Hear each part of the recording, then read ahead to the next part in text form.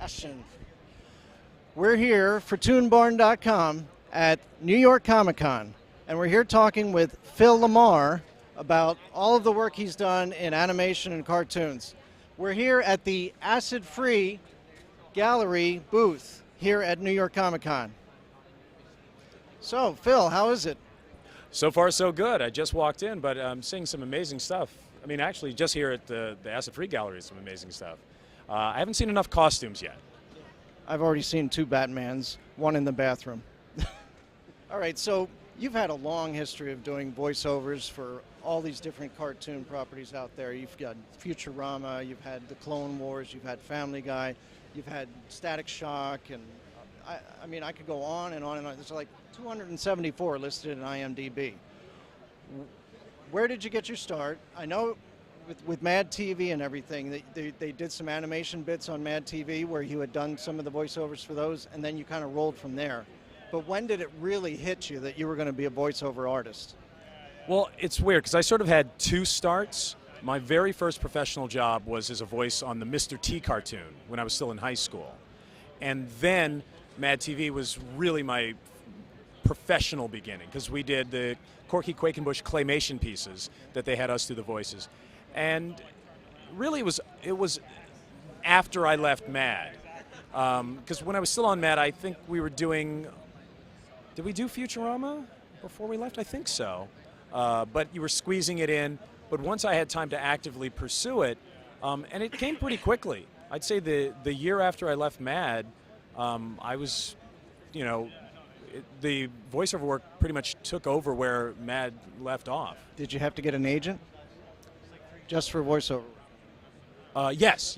It's a whole different world in terms of on camera and voiceover. In fact, that's why you see so few voice actors in feature film animation, because they have on-camera casting people, and they don't think that voice actors are actors. Wow. Okay, so where are you on the whole Chris Rock says it's easy to do animation? Well,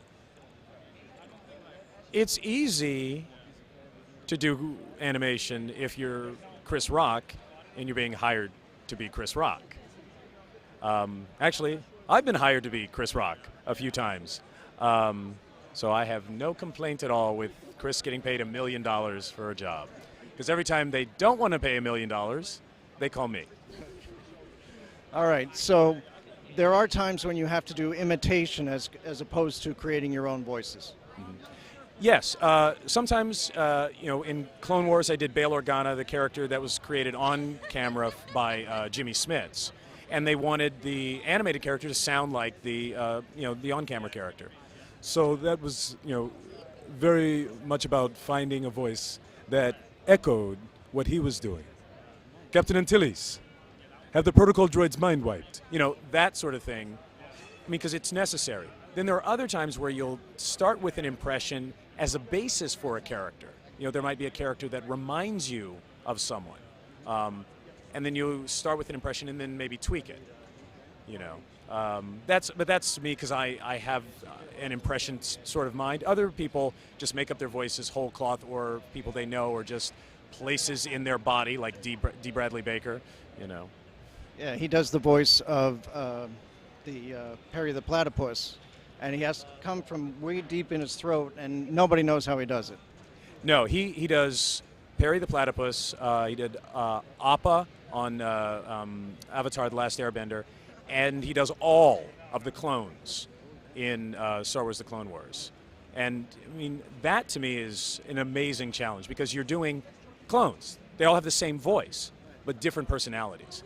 So like anybody who thinks voice actors aren't actors should watch the Clone Wars episode Rookies, where it's D. Baker doing 9 different clones, all with completely distinct personalities. Same voice, same actor. And it's an absolutely riveting 25 minutes of animation. I did see that episode. It was awesome.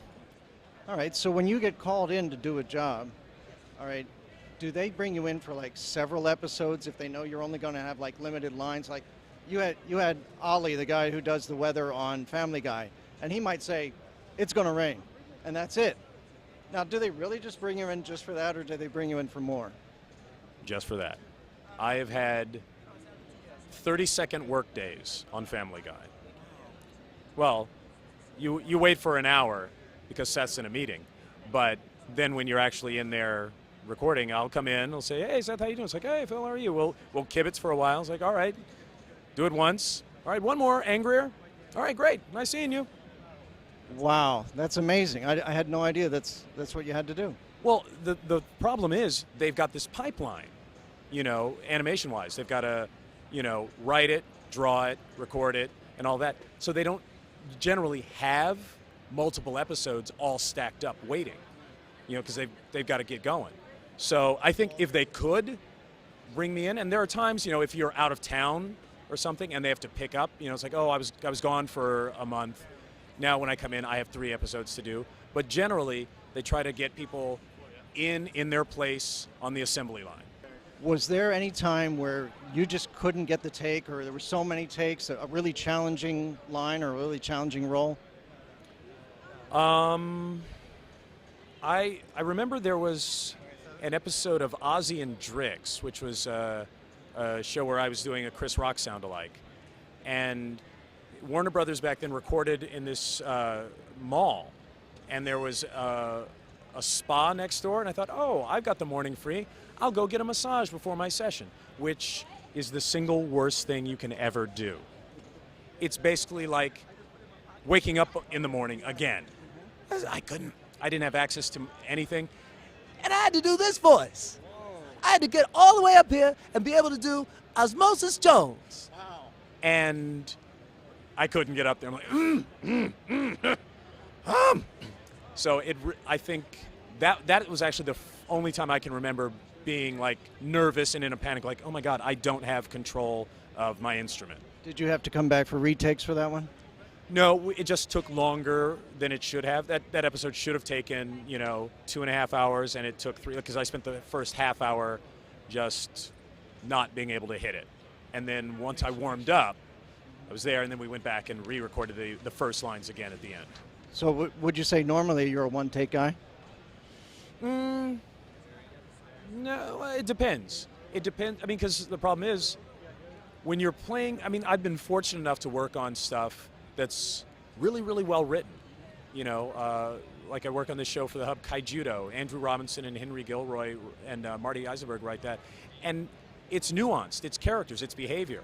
So there's never just one way that it can work, I think on flatter, more simpler cartoons, you can say, there's only one way! You get it? Like on the Mr. T cartoon. Yeah. There was one way, got all the words out, understood everything, moving on, When you had to do like Static Shock and Virgil and John Stewart and Green Lantern all at the same time, because the Green the Green Lantern character came across into the Static Shock show. How was that? Did you ever have to do them all at the same time? Yes. I remember the first episode we had the crossover. There was a sequence where, that whole episode they were together, and it was a challenge. It was fun, To be able to do John Stewart talking, Virgil, you're going to be quite an asset to the league once you join. Wait, you said once I join the league? And it's tough. I think we recorded it on the fly and then went back and recorded them separately just to make sure. The good thing about those two characters is there's a pretty wide distinction between them. But when you're doing a whole scene, you have to be sure that, okay, did Virgil sound a little lower than usual? Because I'm coming from here. And then going to here? Just to be safe, let's go back And just do all the Virgil lines separately. And to make sure. Okay, so you've done a lot of different voices. One of them is Jarvis, which was Tony Stark's suit, talking to him in Avengers: Earth's Mightiest Heroes. All right, how was it doing that voice, comparing it to the Tony Stark Jarvis that we know of from the movies? Well, it was fun because honestly, between you and me and the camera, I think because it was virtual, I was able to get the part. I think had it been actual, old school white balding Jarvis, honestly, I don't think they would have hired me to do it. Even though the sound, I could have done the sound, but because he's the AI virtual Jarvis, yes, Mr. Stark, I think they didn't really care what the actor looked like, as much as they sometimes do. But it was a blast working on it, just because we started out on Earth's Mightiest Heroes just doing the Iron Man arc first, and Eric, who does Iron Man, is just staggering. He sounds so much like Robert Downey Jr.'s Iron Man. It's weird. But it was him and Dawn Oliveri as Pepper Potts, and we just had a blast. Although the funny thing is, after that, Eric and I worked on a secret project. It was secret at the time, it's not now. We went in to post-production on Iron Man 2 because they had a fight sequence that they wanted to try out effects for before they got Robert Downey Jr. and Don Cheadle in to revoice it, because it was all in armor. So they could just lay the track on and then put the voices in later, even though it was, the live action feature.